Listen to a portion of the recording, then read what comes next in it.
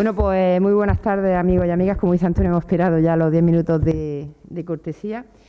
Y bueno, pues hoy nos trae a este foro una realidad, como yo comentaba con los dos ponentes, a los cuales aprovecho para darle la bienvenida a Motril, a Fernando y a Carmen, que vienen de Málaga, y aprovecho, bueno, pues para darle la bienvenida y sobre todo darle las gracias, porque un viernes por la tarde, bueno, pues también supone un esfuerzo personal, ¿no? Incluso puede ser que familiar, desplazarse a Motril para que todos aprendamos un poco más sobre esta enfermedad, porque, como digo, existe un desconocimiento social sobre la epilepsia y, desde luego, cualquier aportación que se pueda hacer al respecto pues adquiere indudable valor, porque sin duda, y lo comentaba también con ellos anteriormente, la escasa información que todos tenemos sobre este trastorno lleva indudablemente a crear, que también lo comentábamos, falsos mitos y a una falseada comprensión de la situación de muchas personas que la padecen, lo que en la mayoría de los casos pues conduce a un estigma social. Es verdad que en este terreno también tenemos que decir que se ha avanzado muchísimo en los últimos años, pero un avance que no ha ido paralelo a ese conocimiento que la población debe de tener de este y de otros trastornos neuronales. Hay que tener en cuenta que la epilepsia es la segunda enfermedad neurológica más habitual y afecta a más de 700.000 personas, si no que me corrijan, en España. Un dato que entendemos nos debería hacer reflexionar muy seriamente sobre la misma y, como primer paso, sirva para que la sociedad en general comience a tener una visión más real, más certera y despojada de los mitos y leyendas que han orbitado en torno a la epilepsia hasta no hace tanto. Así, bueno, pues quiero agradecer a los ponentes, pero sobre todo me van a permitir que agradezca a Antonio Villar por su compromiso, ¿no? Su compromiso, porque al fin y al cabo es el que ha promovido el que estemos hoy aquí, ¿no?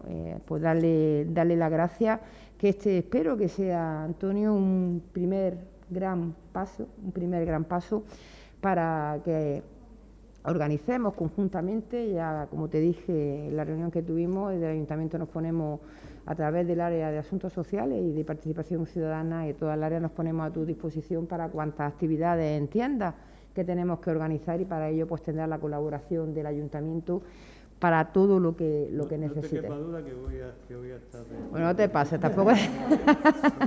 tampoco te pases.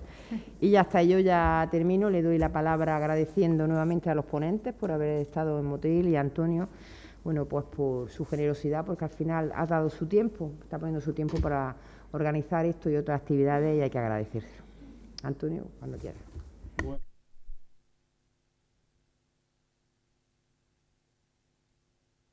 Perdón. Estoy aquí hoy por 3 razones. La primera de ellas es por amor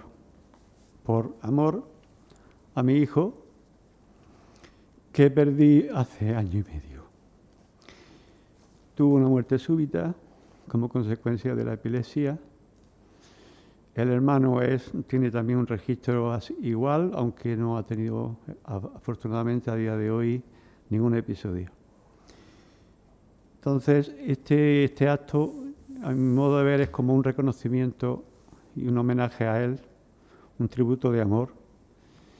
Y a la vez quiero aprovechar porque en el día que él nos dejó, pues todo el pueblo de Motril se volcó en su memoria y en su despedida, incluida toda la corporación municipal. Entonces, mi mujer está ahí, me hizo mucho hincapié en que lo recalcara. Esa es la primera razón, una razón de amor. La segunda razón es una razón de luz. Igual que ocurrió con el siglo de las luces, el siglo de la razón, pues hay mucha oscuridad, desafortunadamente, sobre esta epilepsia. Yo mismo, como padre, tenía desconocimiento de cosas que después he aprendido. Entonces, creo que esta charla debe y puede contribuir a que nos concienciemos acerca de una enfermedad rara que ahora mismo en Motril pues puede estar afectando perfectamente a entre 700 y 1.000 personas. Cuando digo Motril me quedo corto, porque estamos hablando de la zona sur de Granada, la zona sur de Granada, que probablemente ese dato sea incluso el doble. Luego entonces, la segunda razón es una razón de ayuda porque la pretensión, la humilde pretensión de esta noche con este arranque del tema sería montar un grupo de autoayuda, una asociación que dé luz, que dé participación y que dé ayuda mutua a todas las personas afectadas, tanto si son enfermos propios como familiares. Y la tercera razón es una razón reivindicativa. Si me equivoco, me corrigen, me corregís, pero creo que en nuestro hospital no contamos con ni un solo neurólogo o neuróloga, ni siquiera para 2 o 3 días. Hay una prueba elemental y sencilla que todos conocéis, que es la electroencefalografía, y el electroencefalograma no hay en nuestro hospital. Esa prueba la puede realizar incluso una persona sin gran un auxiliar o una persona que no sea excesivamente profesional. Y después se puede leer en Granada donde sea necesario. Luego entonces, el contar aquí con un especialista, una especialista que podría y debería tratar no solo esta patología o esta dificultad, sino ictus cerebrales, lesiones cerebrales, accidentes de circulación que dañan el cerebro, demencia senil, Alzheimer, afasia, ataxia, es decir, la lista es interminable. Luego entonces yo he pedido la colaboración de la Corporación Municipal, de la alcaldesa, la concejala de Bienestar Social aquí presente, y quiero recordar también que en el programa electoral que yo me presenté por Ciudadanos también aparecía como una de las reivindicaciones. Así que yo ya corto el rollo y quiero escuchar, me encantaría escuchar a mi ya amiga Carmen Ruiz, aunque no lo conocía personalmente, y a mi gran amigo Fernando, que nos conocíamos telefónicamente porque compartimos experiencias comunes. Gracias a todos. Como ya os he comentado, el 1% de la población, me refiero a estudios, que es uno de los problemas que tiene la enfermedad, estudios que hace más de 15 años que no se han vuelto a hacer.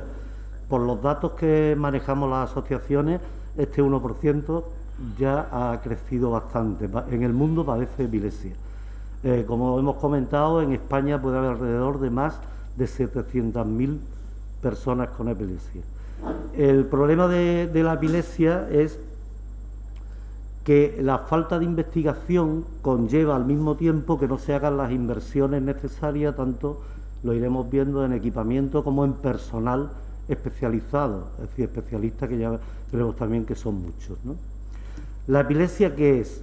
La epilepsia se puede definir de muchas formas, pero para que lo entendáis, no es una enfermedad mental, es una enfermedad neurológica y neurodegenerativa, y se detecta por un descontrol de las neuronas en el cerebro.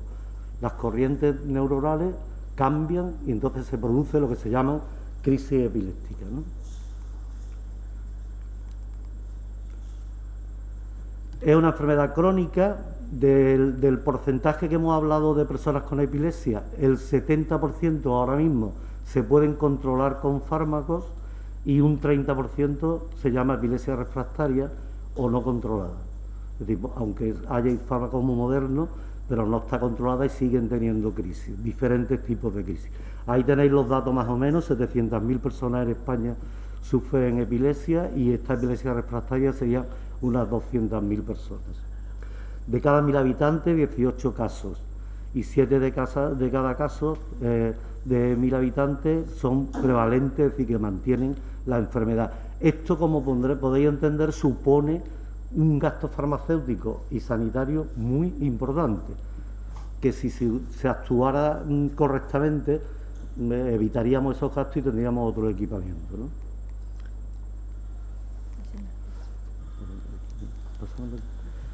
La crisis epiléptica en los últimos 10 años ha cambiado mucho todo el tema del estudio de la epilepsia, porque es verdad que está habiendo unos avances muy importantes.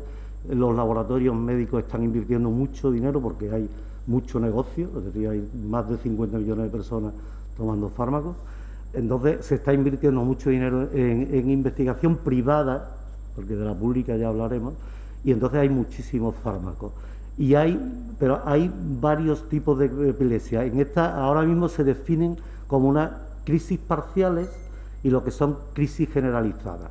La crisis generalizada es la que vosotros habéis escuchado siempre o habéis visto alguna vez, que es cuando la persona convulsiona todo el cuerpo, a veces echa un poco de baba por la boca. Esa es una crisis generalizada que se produce en todo el cerebro. Y las crisis parciales se producen en una parte del cerebro. Dependiendo de la parte donde se produce esa crisis, es el tipo de crisis, porque hay crisis, por ejemplo, voy a decir varias, crisis de ausencia, que yo puedo estar aquí ahora y quedarme quieto, segundos, y es una crisis.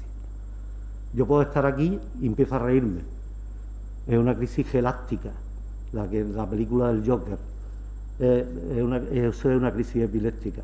O puedo estar andando y empezar a pasear descontroladamente, es otro tipo de crisis. Hay muchos tipos de crisis dependiendo de la zona del cerebro que afecte, sea parcial o sea generalizada. En las crisis generalizadas, como he explicado, son convulsivas y todo el cuerpo, puede ser una parte del cuerpo, puede ser la cabeza, todo el cuerpo reacciona porque es generalizada, las manos, los pies, la boca, la cabeza, da golpes. Esa es la crisis convulsiva. Y las crisis generales de ausencia, por ejemplo, que he explicado, es esa. Cualquier persona está comiendo y se le cae la cuchara, o se queda mirando fija, segundos, pero es una epilepsia.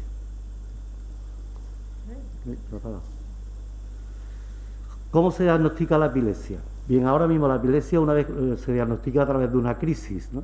Entonces, cuando hay una crisis, la persona no sabe lo que va a hacer, se va al hospital.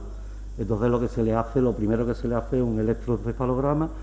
Normalmente para diagnosticar que hay epilepsia tendría que ser 2 crisis, es lo que dicen los protocolos médicos, ¿no? Ya más o menos se está aceptando por la SEM, por la Sociedad de Neurología, que con una crisis ya puede haber epilepsia. Lo que pasa es que hay un tipo de crisis que son crisis febriles de la infancia, que son niños que tienen mucha fiebre pequeña y le dan convulsiones. Entonces habría que descartar que ese tipo antes de diagnosticar la epilepsia. Se hace el encefalograma y con ese encefalograma ya se tiene ahí una prueba de que algo no está funcionando. Lo cierto es que en la época que estamos, esta es la prueba que se le está haciendo a casi todo el mundo cuando se le hace. Cuando ya veremos que ahora hay ya muchas pruebas para diagnosticar la epilepsia y que no se hacen, por falta de personal y de medios, ¿no? Otro elemento que hay para hacerlo es el vídeo, el electroencefalograma, que es un vídeo EEG. Esto consiste en tener una persona al menos 24 horas en una habitación con un casco con los electrodos cogidos y una grabación de vídeo. Eso se monitoriza esas 24 horas y los datos que da ese estudio te van detectando las zonas donde están los daños y las corrientes que se producen para producir las crisis. Ese vídeo ahora mismo en Andalucía, os lo adelanto, solo lo tiene la Unidad de Epilepsia de Granada y en Málaga. Y bueno, ya os digo porque la Unidad de Epilepsia de Granada es una unidad de referencia en toda España y en Andalucía. Lo que pasa es que ya comentaremos porque está infrautilizada por razones que muchas veces ni conocemos, ¿no? Luego existe la prueba de neuroimagen, que es otra prueba que en este caso ya se ha detectado que hay epilepsia, pero hay que seguir avanzando. Ya en esta prueba ya no os digo nada. Estos son resonancias magnéticas, 3 Tesla y 5 Tesla, que no las suelen mandar. Es decir, en la medicina pública son contados los casos que se mandan. Y luego hay estudios, ahora muchos tipos de epilepsia son genéticos. Y hay muchas clases también de epilepsia y muchos tipos son genéticos que ya desde hace 10 años se han clasificado en síndromes. Esas epilepsias, si tú no haces un estudio genético, te puedes tratar toda la vida tratando a una persona para nada, porque los fármacos no sirven. Entonces ese estudio genético te va a decir si esa persona tiene un síndrome de Dravet, tiene un síndrome de Lennox, es decir, puede tener síndromes que se van ya detectando y que se van clasificando. Ya clasificar la epilepsia, como hemos visto al principio, parcial o generalizada, ya no vale. A la epilepsia hay que ponerle un apellido y decir qué epilepsia es. porque eso es lo que nos va a hacer luego qué tratamiento tenemos que poner.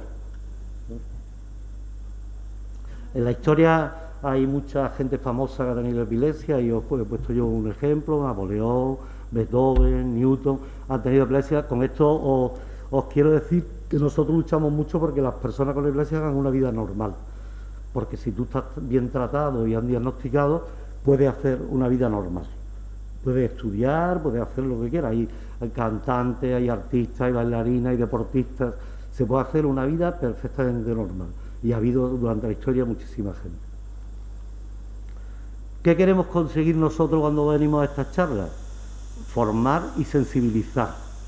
Nosotros en la Asociación de Málaga llevamos ya casi 20 años, los que empezamos con ella somos personas que tenemos familiares afectados o propios afectados, como Carmen, por ejemplo. Entonces, nosotros desde nuestro trabajo más importante, tenemos el trabajo para los afectados y los familiares, pero uno de los trabajos más importantes es esto, es ir a los colegios, hablar con los padres, hablar con los profesores, con médicos, con auxiliares, con bomberos, dar muchas charlas para concienciar, porque lo más importante es concienciar, porque uno de los problemas más importantes todavía de la epilepsia, aparte del tema médico, es la discriminación. Existe una discriminación muy fuerte. En los centros escolares tenemos muchos casos, en el trabajo, gente que la echan del trabajo cuando le dan una crisis, es decir, que hay todavía mucha discriminación. ¿Qué hay que hacer? Bueno, esto lo voy a explicar poquito porque al final vamos a ver un vídeo que se ve mucho mejor. Lo que hay que hacer en una crisis convulsiva.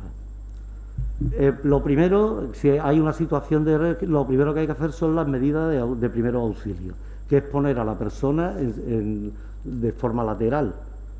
Si es una crisis convulsiva que está dando golpe, ponerle algo en la cabeza, para evitar lesiones. Un cojín, algo que tenga, ponérselo en la cabeza. Nunca meter nada en la boca, nunca. Eso que se escucha por ahí que se va a tragar la lengua, eso es incierto. Ahí lo que puede pasar es que, al contrario, que se haga daño a él o que le haga daño a la persona que lo intente, porque eso, y últimamente lo he escuchado varias veces los deportistas, no, y le tiran de la lengua, no. Es una postura lateral por si tuviera algún vómito, nada más. Entonces, esa persona sí. Aquí vemos un ejemplo, ¿sí?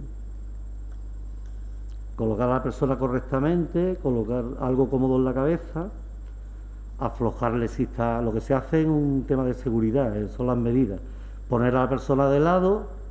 Ahora, aquí viene la medicación Bucolan, ahora os lo explico. Bueno, una vez que está hecho eso, ¿qué hay que hacer? No sujetar a la persona, esperar que convulsione, que termine la convulsión, y entonces acompañarla durante un tiempo porque se queda despistada, y se queda entonces preguntarle su nombre, cómo te llamas, dónde vive, cuando ya está recuperado, echarle una mano como en cualquier circunstancia de un accidente o cualquier cosa de eso. Es importante que esa crisis sí controlemos un poco el tiempo. Una crisis convulsiva generalizada no debe de durar más de 5 minutos. No debe de durar, muchas veces dura, ¿no? Porque si dura más de 5 minutos, la persona puede entrar ya en lo que se llama un estatus epiléptico, de que ya eso es peligroso, es muy peligroso.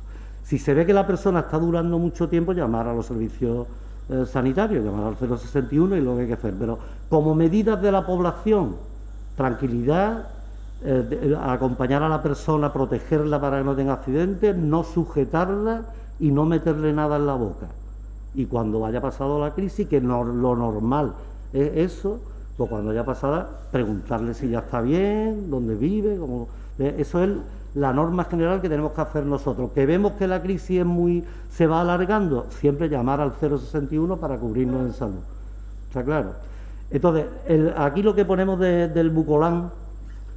El Bucolan es un medicamento que se usa para operaciones pequeñas, principalmente para niños, pero es una medicación de rescate de las crisis. Pero claro, esto hay que usarlo cada persona que tiene epilepsia, eso lo tiene que consultar con el neurólogo. Hay dos cosas yo he traído, uno es el Estesolid y otro es el Bucolan. Esto lo hay de diferentes gramajes. Esto es, diríamos, es Mediacelan, pero es un Valium, más o menos. El Estesolid es para niños pequeños porque es rectal, es una cánula rectal, entonces se usa en niños más pequeños, y el Bucolan ya se usa más para adolescentes y personas más mayores.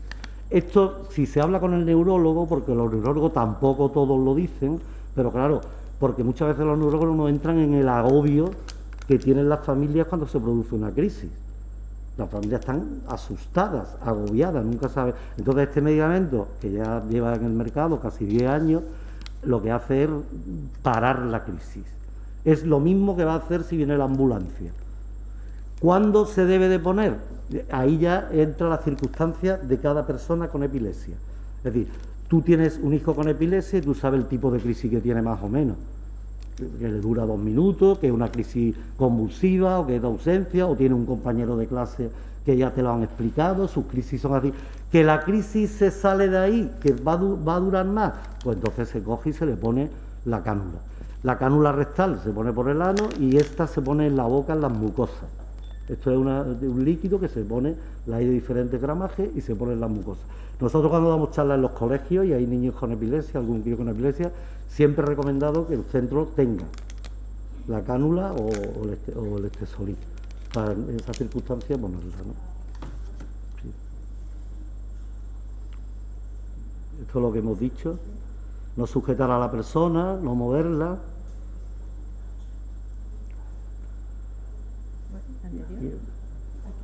No, ya está.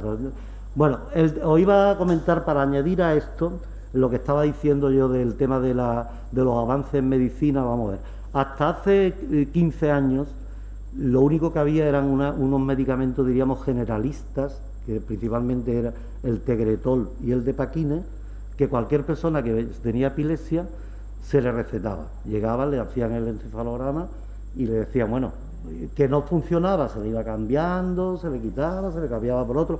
Y ahora ya en el mercado hay una variedad entre unos 30 medicamentos antiepilépticos que, como se sabe, lo que yo he explicado antes, que hay diferentes tipos de crisis, ya hay medicamentos más especializados para el tipo de crisis que tú tienes. Entonces todavía se sigue dando los medicamentos generalizados porque no se hacen las pruebas adecuadas para saber el tipo de crisis. No es igual que yo tenga una crisis de ausencia, para eso hay un tratamiento, que yo tenga una crisis generalizada porque he tenido un daño cerebral cuando nací, o porque tengo un quiste, o porque tengo un tumor, o porque he tenido un accidente. Si no averiguamos eso, estamos dando una medicación errónea. No estamos dando la medicación correcta. ¿Está claro? Entonces, y eso por un lado. Y luego, en la epilepsia, además de la medicación, hemos avanzado mucho.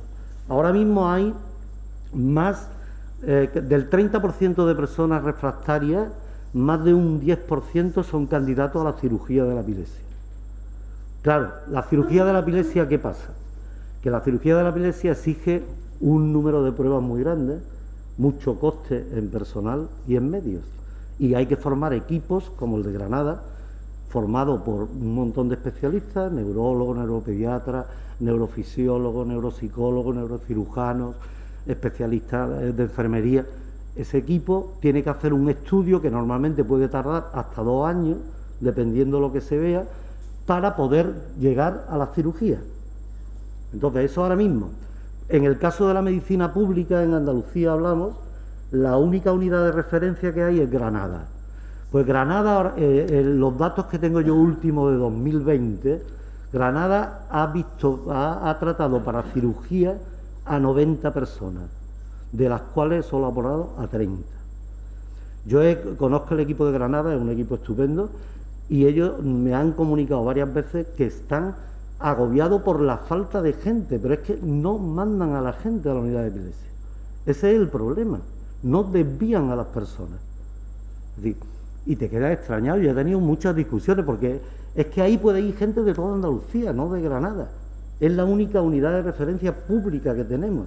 En Málaga se está empezando a montar una, pero la que hay es la de Granada. Y además son gente, unos pedazos de profesionales. Pero fijaros, los datos que tenemos de epilepsia, y han visto 90 casos en un año. Es decir, que no puede ser.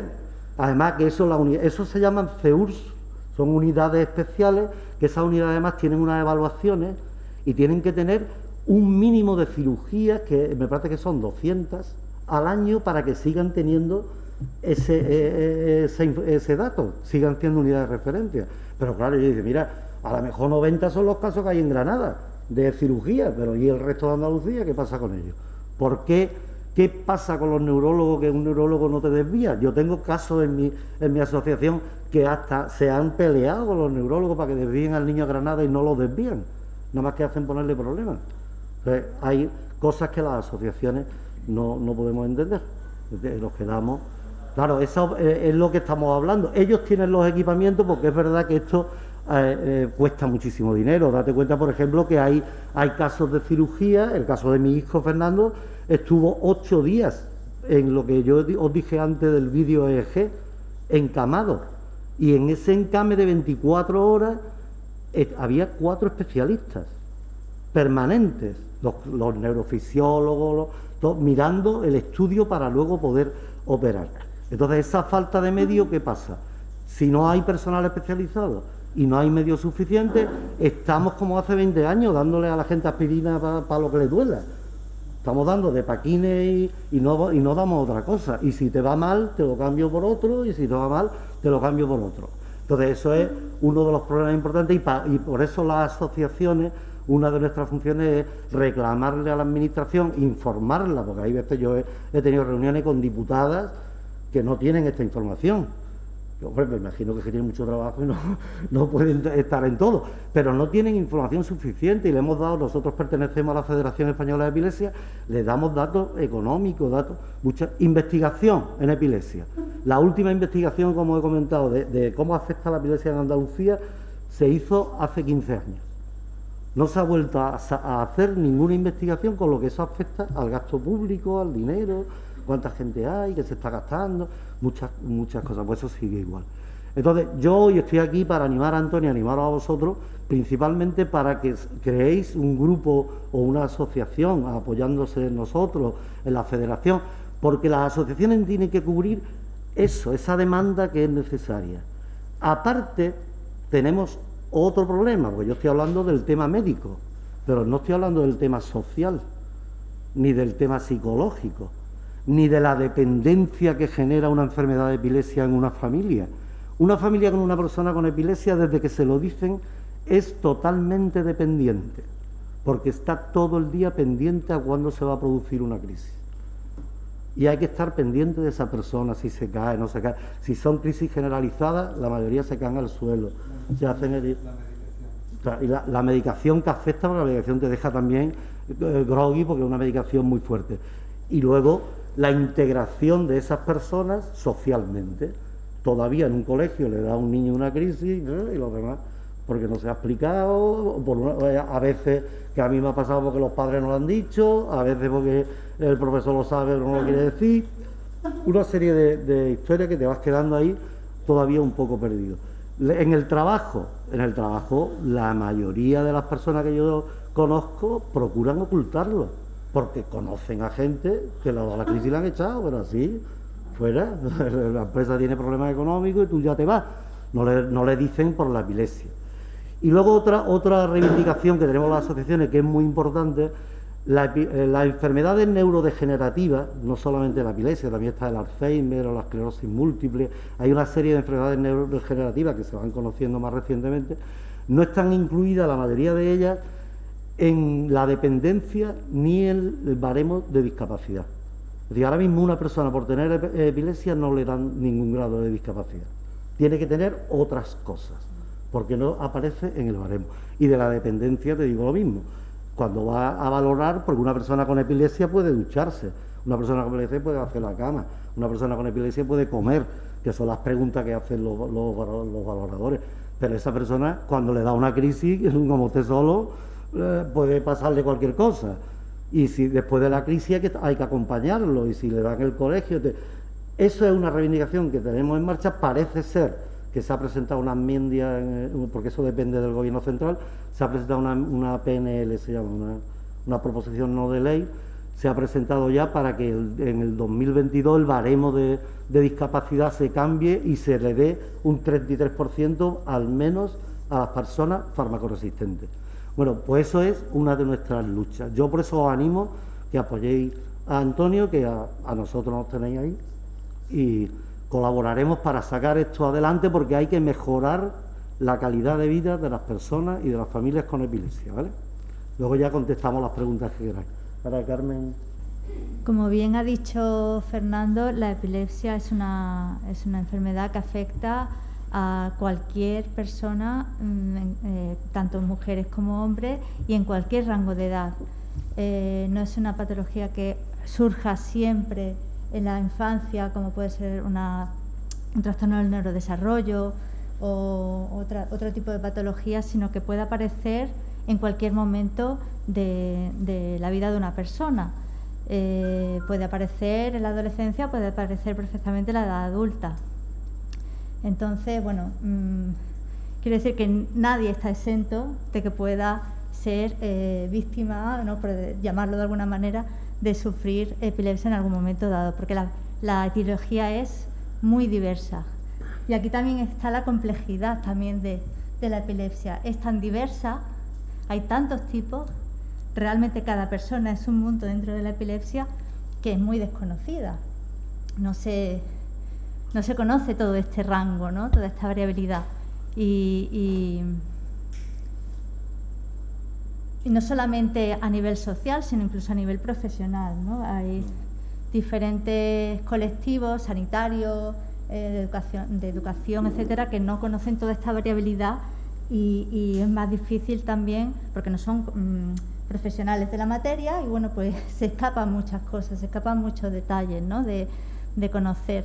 Pero la realidad de hoy en día la epilepsia es que sigue siendo una gran desconocida, lo que estamos diciendo hasta ahora. Y esto es lo que le hace también ser más vulnerables a las personas, ¿no? Porque al haber tanto desconocimiento de lo que le está pasando alrededor, pues puede generar más ansiedad, puede generar otro tipo de dificultades psicológicas, ¿no?, de sentimientos de miedo, como hablaremos ahora, de culpa incluso, ¿no?, incertidumbre, que es lo que hace también que pueda venir asociado otros síntomas, otras patologías que no son originarias de la epilepsia en sí misma, sino que hay una comorbilidad en todas ellas, ¿no? Y además, como hemos venido diciendo, hay muchos falsos mitos alrededor de la epilepsia, ¿no? Que si una persona con epilepsia viene asociada a una discapacidad intelectual, por ejemplo, ¿no? Y eso es totalmente incierto, no está vinculada la epilepsia con una discapacidad intelectual, no tiene nada que ver. Puede haber una comorbilidad o puede haber, por el tipo de epilepsia, porque tenga muchísimas crisis y tenga un deterioro cognitivo más severo, puede tener ese deterioro cognitivo, pero son cosas diferentes, no está. Pero sin embargo, se une muchas veces con una persona con discapacidad está asociada a una discapacidad intelectual y no es así, por ejemplo, o que una mujer con epilepsia no puede tener hijos, ¿no? Es otro falso mito que hay alrededor de la epilepsia, y tampoco es así. Pues en el momento que una mujer decide tener hijos, pues su médico le tratará el fármaco que esté tomando, bueno, una serie de... Es verdad, por ejemplo, que algunos fármacos afectan a la fertilidad, incluso afectan también a los anticonceptivos que se pueden tomar, ¿no?, que debilita el efecto del anticonceptivo. Entonces, bueno, es cuestión de estar informados, estar controlados, pero no es real que una mujer no pueda tener hijos, ¿no? Por ejemplo, otro falso mito que también corre por ahí sobre epilepsia es el hecho de que una persona con epilepsia no puede hacer deporte. Y eso es totalmente falso. Una persona que le viene bien, si es verdad que tiene más limitados cierto tipo de deportes de alto riesgo, pero no quiere decir que no pueda hacer deporte. Al contrario, el deporte, el ejercicio físico, le viene bien realizar cierto ejercicio físico. Bueno, como digo, hay mucho desconocimiento, ¿no?, alrededor. Entonces, tanto para la persona como para las personas que la rodean, estar bien informados reduce muchos miedos, reduce mucha ansiedad y ayuda a que se normalice y que se se pueda actuar de una manera más tranquila, ¿no?, ante una situación de crisis, porque yo entiendo, ¿no?, que por ejemplo, una de las crisis más llamativas, por decirlo de alguna manera, ¿no?, más sí, es la convulsiva, ¿no? Saber de pronto una persona convulsionar y no saber qué hacer en ese momento porque nadie te ha explicado jamás, nunca te has visto en la situación, y ahora qué hago, pues puede generar mucho miedo, ¿no?, a esa persona. Y para la propia persona con epilepsia, el saber que está en un lugar en el que nadie sabrá qué hacer, si me pasa algo, pues también puede generar esos miedos, ¿no? Y lo que decíamos de la estigmatización social, ¿no?, ese lastre que todavía arrastramos desde años ancestrales, cuando se decía, ¿no?, que se consideraba como una enfermedad diabólica. Bueno, pues todavía hay ese lastre, ¿no?, que hay que eliminar, que entre todos tenemos que eliminar. Y como toda esta parte que os he estado introduciendo es que en muchas situaciones estas condiciones son las que invalidan más a la persona, más que la propia enfermedad en sí, porque una persona con epilepsia puede llevar una vida normalizada, completamente normalizada, pero vivir con esa ocultación, vivir con ese miedo que me pase, aquí no, qué pasará, condiciona mucho más en muchas ocasiones y puede llevar a situaciones, pues, de absentismo escolar en muchas ocasiones, a depresión o otro tipo de problemas. ¿Por qué no pasa? La medicación también suele producir mucha somnolencia. Sí. Sí, ahora sí. Incluso sobrepeso. Es cierto que algunos fármacos, dependiendo del tipo de fármaco, tienen unos efectos secundarios que a veces son muy difíciles de llevar en el día a día, porque a lo mejor producen muchísimo sueño y entonces estás luchando, combatiendo con el sueño todo el día, ¿no?, para no caerte y hacer Sí, esa es una de lo que están haciendo los laboratorios ahora, de los nuevos fármacos que salen, es mejorar los efectos secundarios. Porque el principio químico es el mismo, pero mejoran los efectos secundarios que se producen. O también fármacos. Sobrepeso o todo lo contrario, sí, pérdida de apetito y algunos de ellos también, pérdida de apetito y problemas digestivos. Las áreas que más pueden afectar la epilepsia puede ser a nivel cognición, no a nivel cognitivo y de aprendizaje, la parte psicosocial que hemos hablado de integración a nivel laboral, a nivel educativa y, por otro lado, a nivel emocional. Y esta parte emocional me gustaría hacer mucho hincapié y dar mucho peso a esta parte emocional, porque las consecuencias que puede tener ese ocultismo y ese miedo que genera es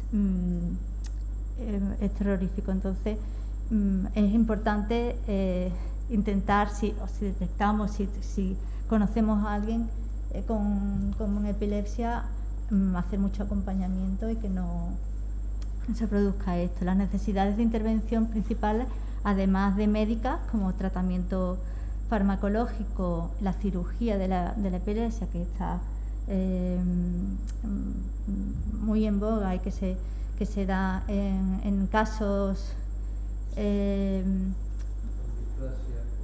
sí, cuando hay un foco epileptógeno muy localizado, muy concreto, y dependiendo de la zona donde esté localizado el foco epileptógeno, pues puede ser que se pueda resecar y luego la plasticidad cerebral hace que, bueno, pues se pueda el otro hemisferio el otro lóbulo lo pueda asumir las funciones, o las zonas alrededor, subyacentes alrededor, depende mucho de cada caso, ¿no? Pero bueno, la cirugía está teniendo, para esos casos específicos que está muy localizado el foco epileptógeno, que generalmente son casos que son farmacoresistentes, que responden peor a la terapia farmacéutica, pues sí que son buenos candidatos a la cirugía. Y bueno, toda la evaluación neurológica de la que ha hablado Fernando. Esa necesidad está ahí, ¿no?, de que se hagan. Y luego la parte socioeducativa tiene un peso tan importante como la médica, es decir, el hecho de que la sociedad esté formada e informada de lo que le está pasando es fundamental, es muy, muy importante para la vida, para la calidad de vida de esa persona, ¿no?, para tener ese apoyo a la inclusión. Porque, como decía, que cada persona es un mundo y va a depender muchísimo del tipo de epilepsia que tenga y de si es fármaco-resistente, si no lo es, si responde bien al tratamiento o no, o de la frecuencia de las crisis que tenga. Varía muchísimo y ahora lo vamos a ver con más detenimiento. Pero sí, la realidad es que un tanto por ciento muy alto de niños más de un 50% tienen trastorno del aprendizaje o fracaso escolar, que no quiere decir que sea exclusivamente más de un 50%, pero no quiere decir que sea exclusivamente porque tenga deterioro cognitivo y problemas de aprendizaje específicos, sino también por todo lo que conlleva con este asentismo, este rechazo, hace que haya la realidad, la consecuencia de todo eso sea el fracaso, porque no todo va a depender de cada caso, el hecho de que tenga unas dificultades cognitivas, ¿no? Esa afectación en la esfera social, todo esto hace también que la gente se vaya aislando más, cada vez más, y evite situaciones por miedo a que le den una crisis, evite situaciones en las que se pueda sentir más débil, ¿no?, porque no pueda controlar el espacio. Entonces, bueno, conlleva esto pues más aislamiento social y más dificultades en habilidades sociales como consecuencia de ello, ¿no? Luego sí hay alteraciones cognitivas concretas porque también va a depender de dónde y del tipo de epilepsia que tenga una persona. No es lo mismo una epilepsia generalizada en la que se ve afectada todo el cerebro que una crisis parcial, simple o compleja. Compleja tiene más alcance, pero focal es muy concreto. Entonces, a lo mejor si está en el lóbulo frontal izquierdo, la parte que roza, la parte del lenguaje, el área de Broca, el área de Wernicke, pues afectará a lo mejor más al lenguaje. Si está en la zona derecha hipocampal del lóbulo temporal, pues afectará más a la memoria. Bueno, dependiendo de dónde esté el foco epileptógeno, pues va a afectar a unas funciones cognitivas superiores u otras, o bueno, va a ser muy diferente la afectación cognitiva que tenga. Y luego también, algo importante, va a afectar a la conducta y al estado anímico, ¿no?, que esto es importante. Pero todo esto, como decía, va a depender de muchas cosas. Va a depender de la edad de inicio de las crisis. No es lo mismo que se empiecen a dar las crisis en la infancia, cuando el cerebro está en evolución, está en pleno desarrollo y sufre esa serie de descargas eléctricas en el cerebro, pues va a tener a lo mejor más afectación si además son descargas que se dan con mucha frecuencia, que si se ha empezado a dar esta crisis de epilepsia en la edad adulta, cuando ya el cerebro está formado, cuando ya tiene todas las conexiones neuronales ya más formadas y bueno, pues la afectación va a ser diferente. También va a depender mucho, como he dicho, del tipo de crisis. No es lo mismo pacientes con epilepsia generalizada, excepto la ausencia, que son menos graves, que pacientes que presentan epilepsias focales. Luego la duración. Si se comienza a dar las crisis a una determinada edad, pero gracias al tratamiento bien farmacológico o bien por cirugía, se controlan las crisis, pues el deterioro cognitivo evidentemente también va a ser menor que si la enfermedad dura muchísimos años sin poder controlar las crisis. Luego también la frecuencia, ¿no? Que den más o menos, y la comorbilidad con otras patologías, porque es cierto que la epilepsia también se da de forma conjunta a la vez, o sea, comorbilidad significa a la vez, se da a la vez con otras enfermedades. Por ejemplo, yo que he trabajado mucho con autismo, con trastorno del espectro autismo, se da mucho que esta población además desarrolle epilepsia y tenga crisis de epilepsia. Pero no quiere decir que todos los niños con autismo vayan a tener epilepsia, ¿no? Pero que sí se da comorbilidad con otras patologías. Pues la etiología es tan diversa que muchas veces no se sabe cuál es el origen real, ¿no? de la epilepsia. Y bueno, como he dicho, las alteraciones va a depender de la zona que se ve afectada, va a tener más dificultades en diferentes funciones cognitivas superiores. Y si es farmacoresistente o no es farmacoresistente. A nivel... Ay, es que no se ve los dibujos que había puesto. Bueno. A nivel emocional, os decía que vivir con la epilepsia puede llevar a sufrir a la persona muchos sentimientos de culpa, aunque parezca mentira, ¿no? Yo soy la que me lo provoco, mi familia se siente angustiada, bueno, ya dependiendo de la edad que tenga esa persona, ¿no? Y viene alrededor con muchos sentimientos de culpa que son muy, muy negativos para la salud psicológica de esa persona. Y también va rodeada también de muchos miedos, ¿no? Miedo que no me pase aquí, miedo que no me pase en el trabajo, me vayan a despedir, miedo que no me pase aquí, no, por favor, que no me dé aquí, que no me pase ahora, ¿no? Y vivir con esa angustia, pues, evidentemente es muy negativo y no da calidad de vida a la persona. Y viene acompañado también de una baja autoestima, también en muchos casos. Entonces, a nivel psicológico, a nivel terapéutico, hay que trabajar mucho con estas personas en estos tres factores, ¿no? De que se refuerce la autoestima, de que pueda sacar y potenciar todas sus capacidades que pueda tener, conseguir la mayor autonomía posible dependiendo del caso, desprenderse de esos miedos.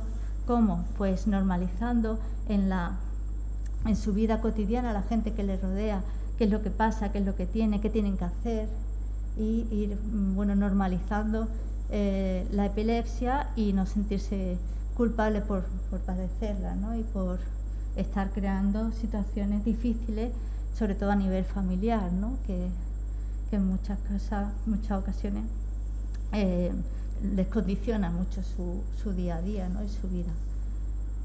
Luego, a nivel psicosocial, el tema que os he comentado antes de las habilidades sociales, que por un lado es cierto que hay una población en la que cada vez se aísla más y que tiene esa parte de dificultad en habilidades sociales, pero ni mucho menos la mayoría. La mayoría sí no presenta, o sea, están controlados farmacológicamente y tal, y no tiene por qué tener dificultad en habilidades sociales, puede tener una vida social normalizada y plena, ¿no? Y trabajar y hacer su vida social en plenitud. Y es una mayoría, no es una minoría. ¿Qué pasa? Que ese tanto por ciento, un 10% de que son no están tan controladas las crisis y empiezan a sufrir ese aislamiento, y la familia sobreprotege demasiado y empieza a tener se empieza a crear ese tipo de estructura de comportamiento social a su alrededor, pues al final van a tener más dificultades en habilidades sociales. Y ese 20% que no está para nada controlado, que tiene además muchas dificultades cognitivas, son los que tienen más habilidades sociales también. Pero si vemos en proporción, la mayoría de las personas con epilepsia no tienen por qué tener dificultades a nivel de habilidades sociales y de ajuste social, y pueden tener una vida totalmente normalizada a nivel social. Y como decía, estas son las principales consecuencias. Ya del aislamiento social hemos hablado, pero también quiero hablar de la sobreprotección familiar. Y es algo que se da mucho, y aquí yo no juzgo a nadie porque entiendo, me pongo en el pellejo de la familia y lo entiendo perfectamente, por todo el miedo que causa, por toda la incertidumbre, ¿no? Y algo que rodea la epilepsia es que no sabes realmente cuándo te va a dar, y esa incertidumbre también puede generar mucho malestar, ¿no? Y mucha ansiedad, y estar previniendo, ser precavido constantemente, ¿no? El miedo, efectivamente. Y esto tiene como una consecuencia directa de sobreproteger a la persona, ¿no? Y no dejarla hacer por miedo por protegerla, que tiene la contrapartida de que no promociona la autonomía de esa persona, no ayuda a desarrollar habilidades y herramientas personales para desarrollarse. Sí. Y estas dificultades de habilidades sociales que hablaba antes, ¿no? Sí, es verdad que a nivel social y psicológico sí que se pueden tener algunas limitaciones, pero son limitaciones que bajo mi punto de vista son bastante llevaderas. Es decir, que no se pueda conducir o que se esté limitado el uso de maquinaria pesada o maquinaria de riesgo. Bueno, pues si eso es lo único que no puedes hacer, tienes un repertorio muy, muy amplio de cosas que sí puedes hacer. Es decir, ¿vale? No puedo conducir, pero la persona que tiene baja visión tampoco lo puede hacer. Es decir, que no es la única población que no puede hacer esa actividad, ¿no? La práctica de algunos deportes pues también a lo mejor está más limitado, como aquellos deportes que supongan un riesgo, ¿no? Que si en ese momento te da una crisis, pues pueda tenga una consecuencia muy negativa, como por ejemplo como puede ser el buceo, ¿no? O puede ser deportes de alto riesgo de alpinismo, o de pues una crisis de epilepsia. En un momento así, pues puede tener una consecuencia muy negativa. Luego también algo muy importante es el control de ciertos hábitos, sobre todo el de sueño. Siempre se aconseja que las personas con epilepsia tengan muy cubierto y muy controlado sus horas de sueño como medida preventiva, y la eliminación y el no tomar ciertas sustancias, como puede ser alcohol o otras drogas, eliminarla, ¿no? de su hábito de consumo. Entonces, bueno, quiero decir, son limitaciones, pero que son limitaciones muy llevaderas, por decirlo de alguna manera, que no son unas limitaciones. Cuando la juventud se va de, ¿cómo se llama eso? De botellón. Y el chaval o la chavala que está ahí, que pase nada. Bueno, que pase la hora no, es que puede tomar otra cosa, que no tenga alcohol y estar con sus amigos igualmente. También por eso digo, es educar y entrenar también a la persona a sacar todo su potencial, ¿no? Ahí juega un papel importante la autoestima. Yo, si no puedo beber alcohol, ya no puedo estar aquí disfrutando de la compañía de mis amigos. Pues para nada, ¿no? O sea, puedo estar tomando una Fanta o me puedo estar tomando otra cosa que no sea alcohol y estar en el lugar, ¿no? No es complicado, se puede hacer, ¿eh? Y es llevadero. Te lo digo por experiencia. Bueno, yo os voy a contar mi caso. A mí me empezaron a dar las crisis de epilepsia con 22 años. Yo estaba en tercero de carrera cuando me empezaron a dar las crisis. Eran de tipo parcial complejo, es decir, perdía la conciencia pero no me caía al suelo, tenía una parte tónico-clónica que se quedaba rígido, pero no convulsionaba. Y bueno, pues inmediatamente, evidentemente, dejé de consumir alcohol. Si bebía algo de alcohol cuando salí un fin de semana, pues yo he estado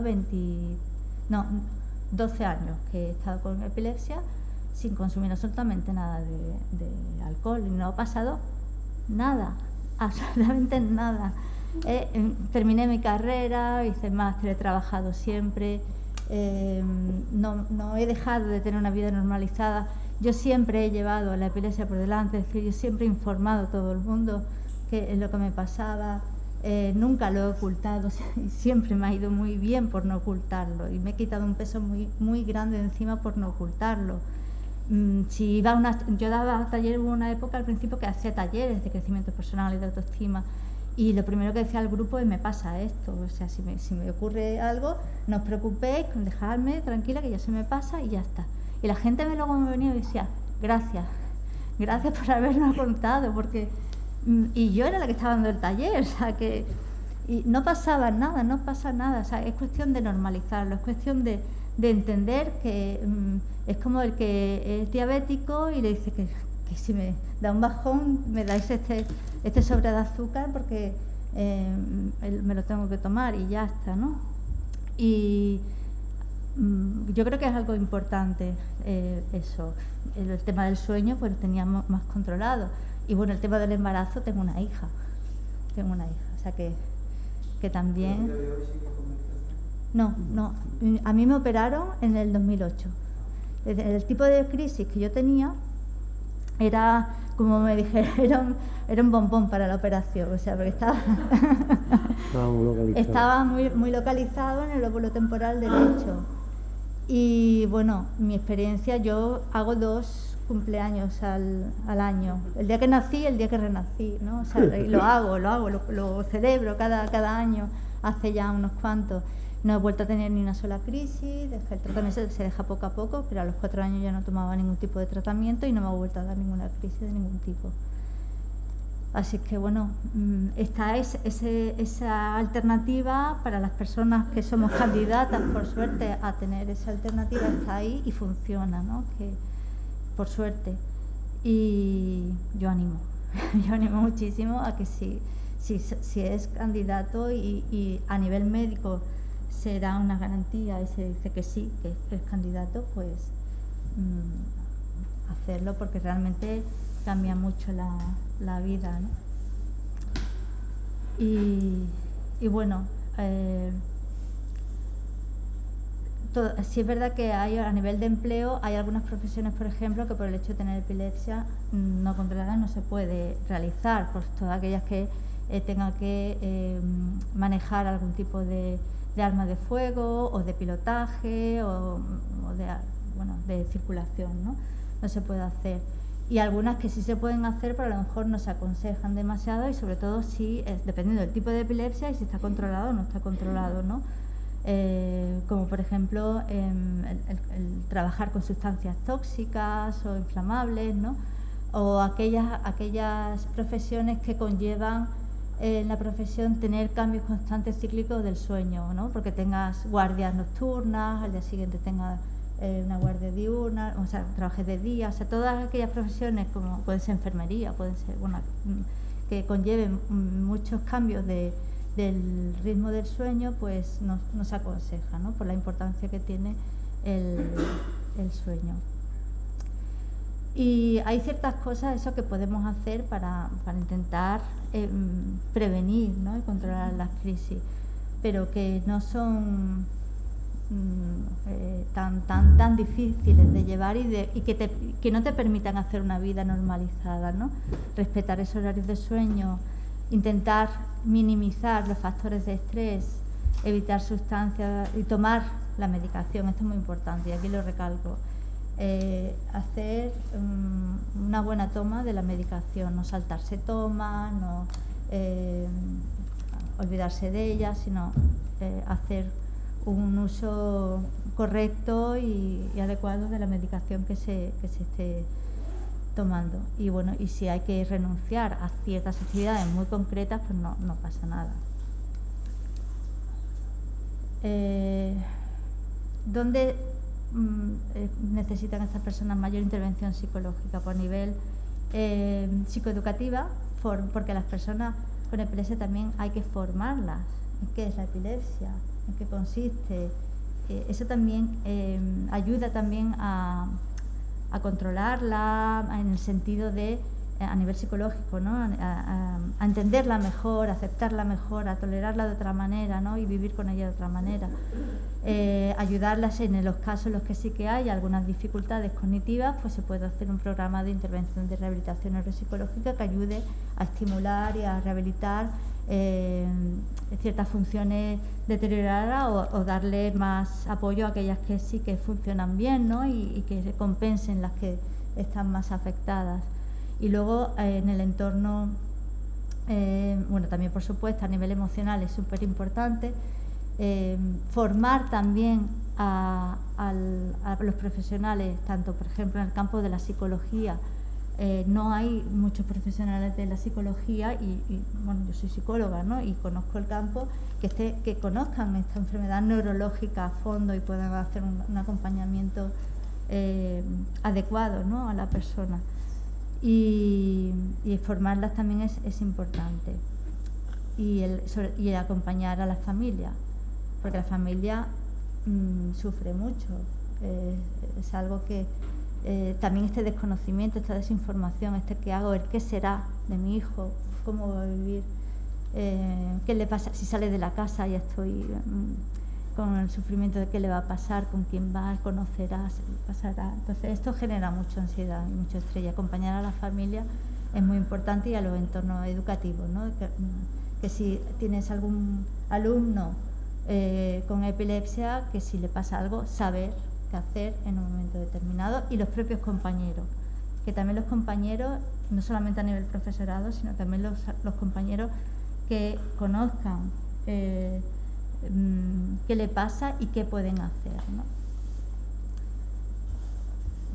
Y un consejo, yo me estoy enrollando demasiado. Se están haciendo en Málaga, Carmen, muchos estudios neuropsicológicos de los chavales, de los estudiantes y las estudiantes, estudios neuropsicológicos para valorar exactamente cuáles son sus necesidades.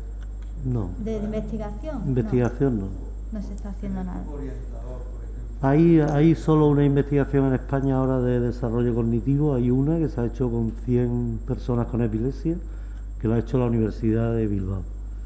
Pero es el único que existe, que todavía no han sacado los resultados. Se hizo el año pasado, pero investigaciones concretas de ese tipo no hay ahora mismo. No, yo solicité a este equipo de orientación educativa. No solo al de aquí de Motril, de Granada, una valoración neuropsicológica de mi hijo a raíz de los episodios, y todavía estoy esperando.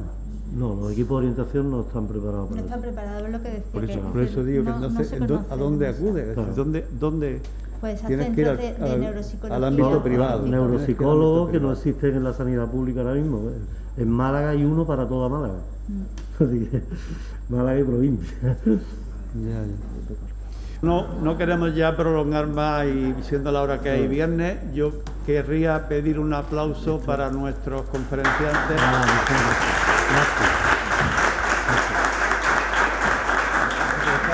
se lleve un buen sabor de boca con los pastelitos. Tío, no, hombre.